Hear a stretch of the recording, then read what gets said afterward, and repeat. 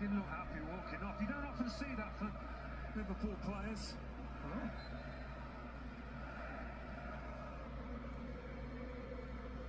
You would think he'd welcome the rest, wouldn't you? But not that kind of character. And he's trying to swing his right foot, you know, from 20 yards out. You know, that's not what this Liverpool team are about. And this is why Mane's absolutely lost it, because he's going, just slide me in. I slide you in every week. Any chance of giving me one back, he doesn't, he ignores him. And this is at 3-0 on.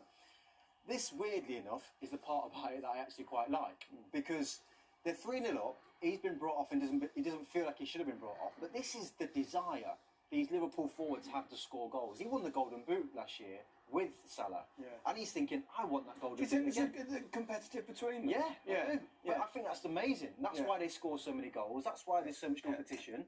And it just spilt over a little bit. Yeah, without that desire, you don't score the goals. That's what I thought. So, yeah, it's good.